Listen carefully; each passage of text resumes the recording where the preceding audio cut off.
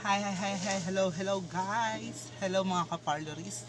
So, this is Jaira Monterde. Welcome back to my channel. So, nandito ako para ituro sa inyo kung paano i-curl yung synthetic hair extension na nabibili sa Lazada at sa Shopee. So, Here yung synthetic hair extension ko na binili ko sa Shopee. Pero last year ko pa ito nabili. Pero ituturo ko sa inyo kung paano yung pag-curl niya. Yan siya guys. Yan. Ano siya? 4, 8, 10. So, 16 clips siya. Then, 5 pieces na strand. 5 pieces yung ganito niya. Ayan. So, ganyan. So, ayan guys. So, binili ko siya na naka-curl na siya, then in-straight ko siya using sa naman sa pagpapakulo ng tubig. Hindi ko siya in-straight basta sa plancha lang, ganyan. So, mamaya ituturo ko sa inyo kung paano yung pag-i-straight ng synthetic hair extension para malaman nyo kung paano, diba? So, first, syempre, i-curl muna natin siya, then hindi ko na ituturo guys kung paano ko siya i-straight. So, i-discuss ko na lang kung paano ko siya na-straight. Using sa hot water. Ayan, so, let's proceed na tayo, mga kaparlors. Here we are now guys. So, ang kailangan natin is curling iron, then mga clip, and mga clip, then, syempre comb. So, start na tayo. Dito muna ako mag-start. Kailangan mo nang hindi masisira. At syempre, hindi rin pwedeng isang bagay na talaga secure.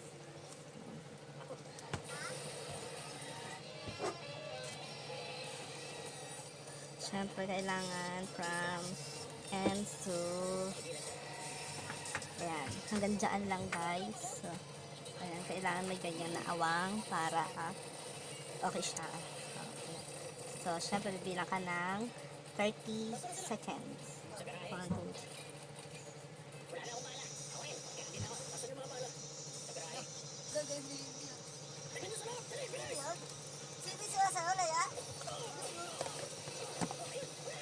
ayan na guys. So, syempre, bakit kailangan i-clip? Syempre, para ayan, clip mo siya para tumagal yung pagka-curl niya. Then, iiwan natin siya later na after natin siyang maayos lahat. Iwan natin siya for 2 hours.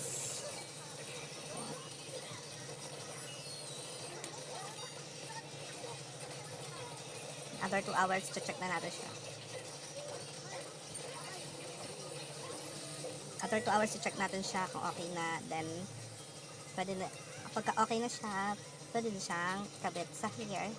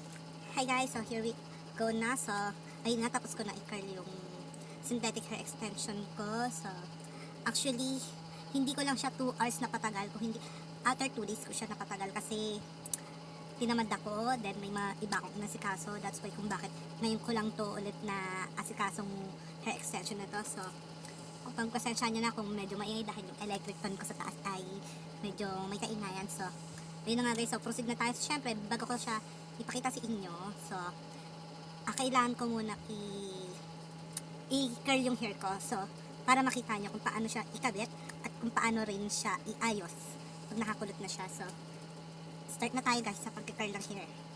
So, here may ipet, suklain, curling iron on. Ayan. Ang heat niya is 180 degree. Ayun lang heat na ginagamit ko guys kasi siya, madali namang kumulot yung hair ko. So, ayun lang yung heat na ginagamit ko. Pero sa mga mahirap ikulot yung mga buhok, pwede kayong gumamit ng 220 degree heat para mas madaling kumulot yung buhok nyo. So, pwede nyo rin gamitan ng hair spray nets. Pero ako, hindi na ako gumagamit ng hair spray net dahil nga pagka nakulot ko na siya, hindi nagtatagal na siya kahit walang hair spray net. So, yun nga, start tayo. So, unahin ko lang muna dito sa side na to. Yan.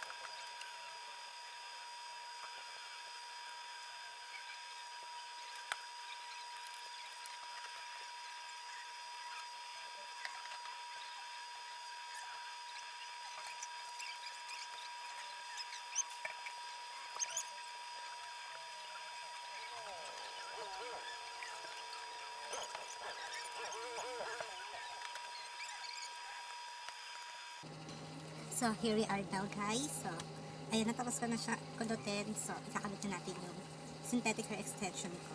So, proceed na tayo. So, unahin natin kabit. Ito na guys. So, ito. So, ito yung una kong ikakabit yung 2 clips guys. Ayan, 2 clips. So, ayun na nga guys. So, ayun na. So, unahin natin. So, unahin ko yung sa likod guys. Kabit na natin ito. Nga guys, so ito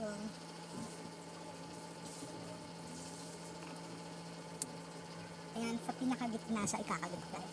Ayan, sa pinakagitna so, kita nyo naman diba ayan, so ayan guys, yung 4 clips ayan, na makita nyo 4 clips ayan guys, ayan naman yung sunod natin. So ito na, actually dala silang 4 clips guys eh. Ayan, dalawa silang 4 clips mga kaparlorista. Ito yung isa. Ito yung isa guys. Ayan. Ito yung isang 4 clips. Ayan. Dalawa silang 4 clips.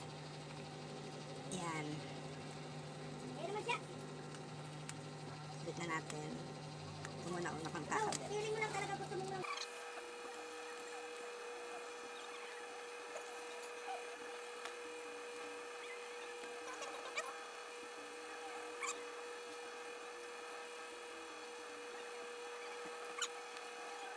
So, kulitin natin itong another 4 clips.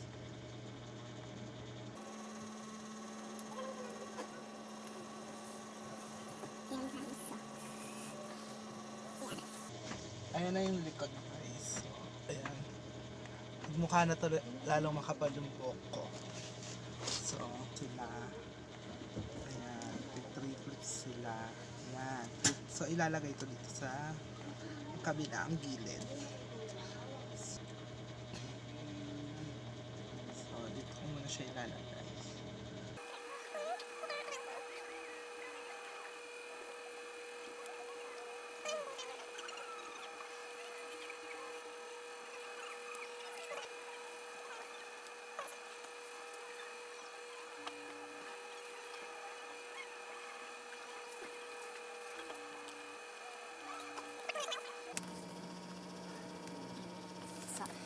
So, ayan, sa mga maninipis ang hair, ito, pwede kayong gumamit ng synthetic hair extension.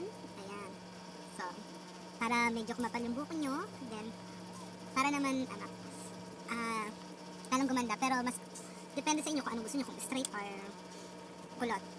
Ayun nga pala guys, so, yung sa ano pala, kung gusto nyo siyang straighten, kapag nabili nyo siya ng kulot, or wala kayong nabiling available na straight, so, puro curl lang. Pwede nyo na siyang i-grab. Then, ang gagawin nyo is magpapakulo kayo ng tubig. Papakulo kayo ng tubig na may konting suka.